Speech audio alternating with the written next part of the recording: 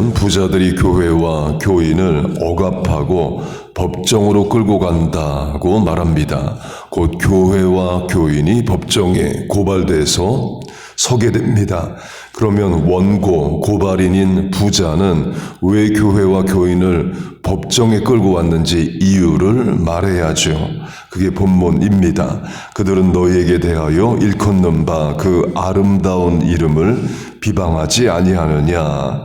예수님을 비방하기 위해서라는 거예요. 세상 법정에서 예수님을, 하나님을, 성경을, 말씀의 가치를 비방한다는 겁니다. 본문에 그 아름다운 이름이 나오는데요. 그는 영어 번역으로 his, 단수, 이격입니다. 이름도 헬라어로 단수명사, 영어 성경으로도 name, 단수이에요. 그 아름다운 단수의 이름은 예수님이죠. 그래서 NLT 영어 성경은 Name of Jesus Christ로 번역을 하고 AB 영어 성경은 Name of Christ로 번역을 합니다.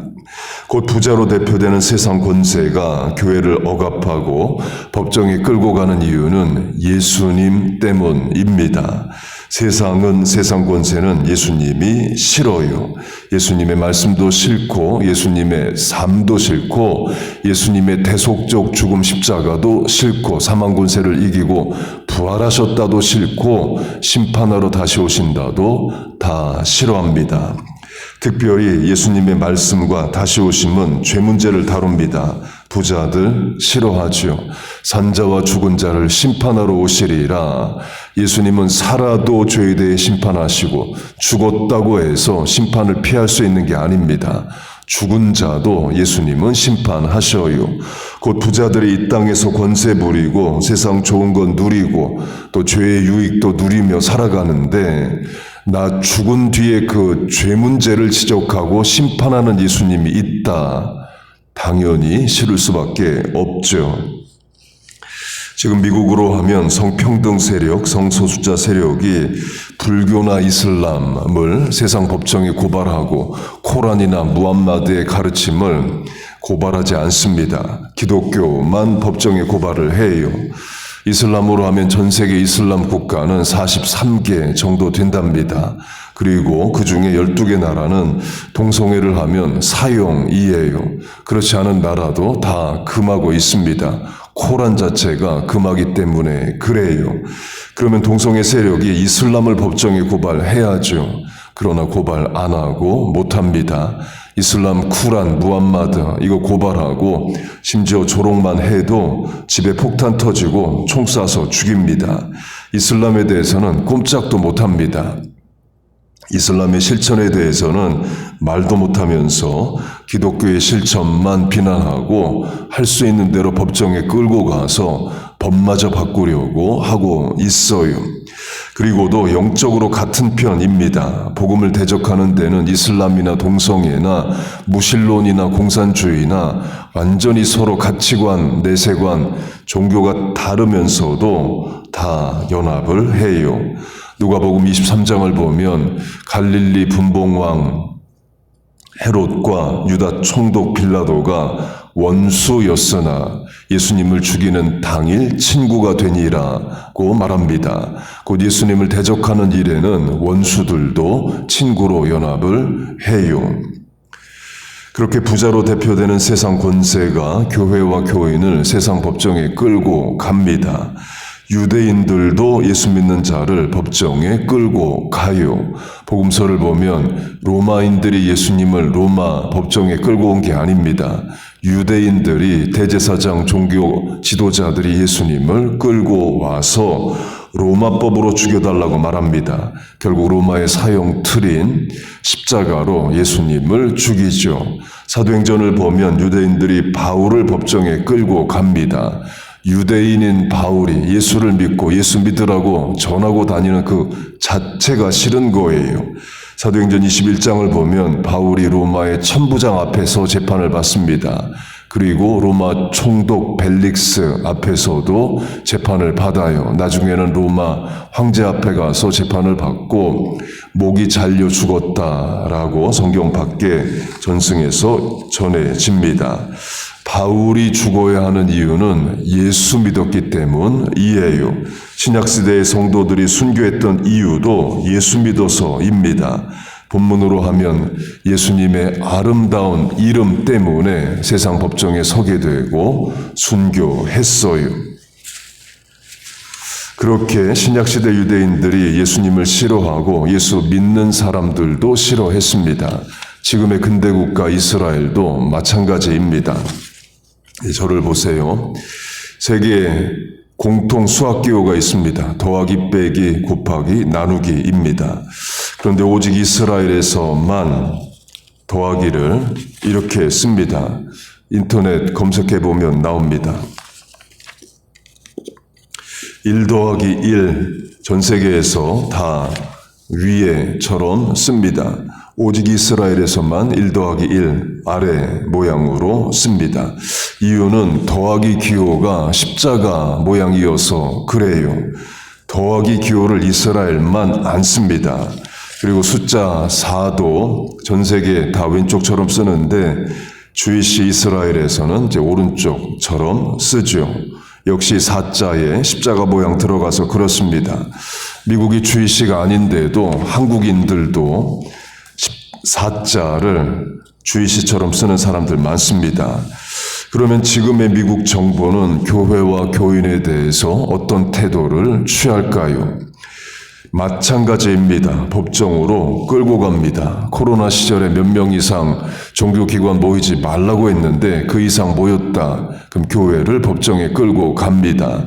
코로나 초기 First Responder라고 의사 간호사들 그렇게 헌신하고 수고했다 칭찬하다가 백신 나오고 나서 개인적 신념 또는 종교에 따라 백신 안 맞겠다고 하면 공중보건을 해치는 자로 여기고 비난하고 의사 간호사 해고했습니다. 미국 민권 운동의 상징이고 노벨 평화상을 받은 마틴 루터 킹 목사님도 마찬가지입니다. 1968년에 총에 맞아 죽습니다. 킹 목사님이 흑인 민권 운동에서 죽은 게 아닙니다. 미국 정부가 하고자 하는 베트남전 반대에서 죽었다라고 전해집니다. 이것도 검색해보면 다 나와요. 곧 정부가 하는 일을 영향력 있는 목사가 반대하고 사람 모아서 집회하고 다닌다. 그러면 세상 정부는 죽입니다.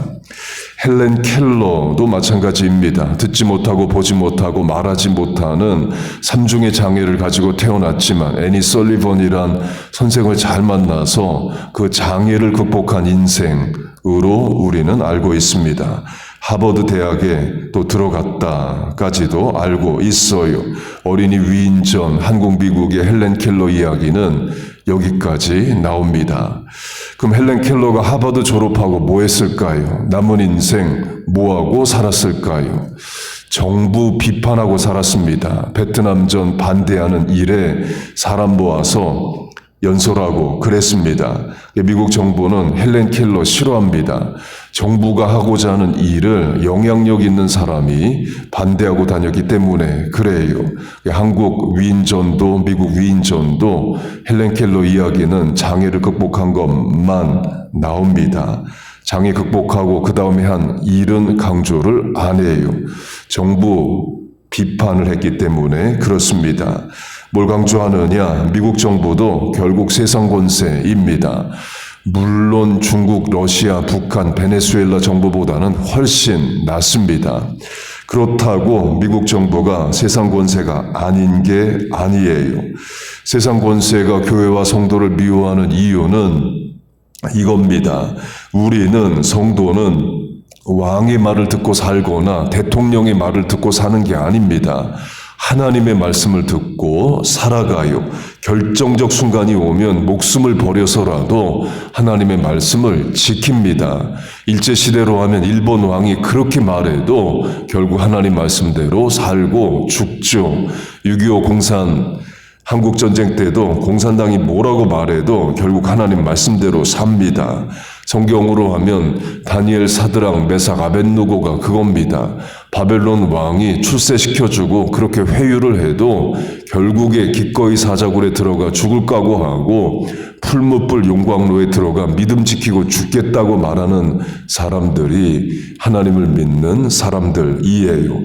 어느 왕이 그런 걸 좋아하겠어요. 정부는 말 잘 듣는 백성을 원합니다. 하라고 하면 다 하고 하지 말라고 하면 하지 말고 정부가 하는 말 진리로 믿고 하는 평범한 백성을 원해요. 그러나 종교를 가진 자들이 말은 안 듣습니다. 물론 다른 종교도 그렇지만 우리도 마찬가지이죠. 특별히 종교개혁가 존 켈빈은 Civil Disobedience, 시민 불복종을 신학화합니다. 그 정부가 잘못할 때에 시민은 불복종할 수 있다를 책에다 쓰고 가르치고 설교하고 신학화하기까지 했어요. 영국 정부로 하면 지난달에 이런 기사가 났습니다. 한 영국 목사님이 낙태를 지지하는 모임 빌딩 건물 안에 들어간 것도 아니고 그 건물이 있는 길, 누구나 다닐 수 있는 도로에 서서 소리를 낸 것도 아니고 뭘 종이에 적어서 든 것도 아니고 그냥 혼자 길에 서서 조용히 기도를 했다는 이유만으로 영국 경찰이 붙잡아 갔습니다. 그런 시대를 우리가 살아요. 마지막으로 세상 권세에 대해 심판하시는 하나님의 말씀을 읽고 설교를 마치겠습니다. 시편 2편입니다.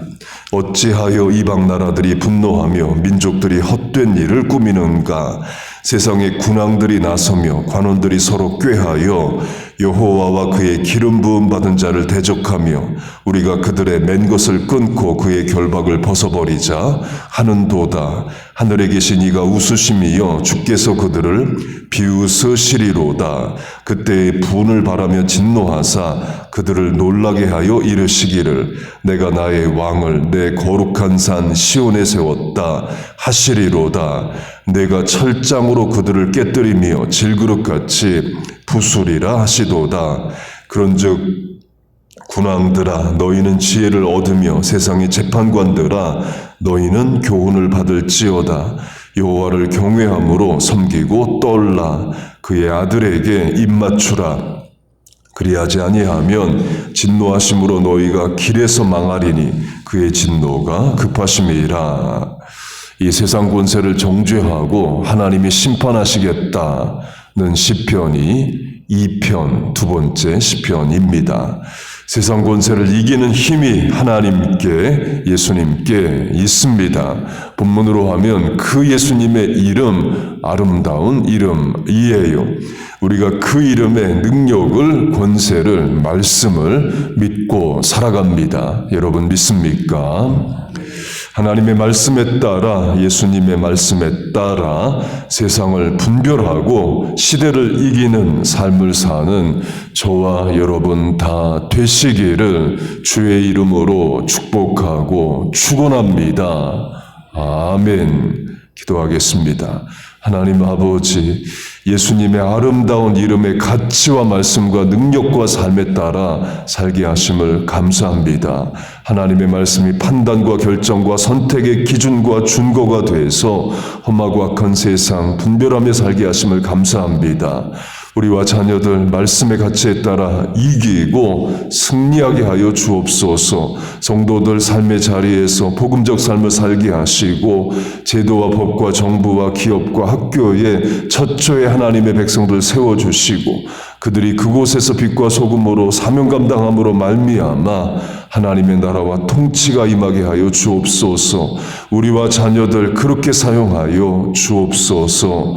하나님 오늘도 하나님 의지하고 하나님께 기도하고 하루를 시작합니다. 이 실천의 복을 주시고 이 시간 간구하는 기도에 응답하여 주옵소서. 예수님의 이름으로 기도하옵나이다. 아멘.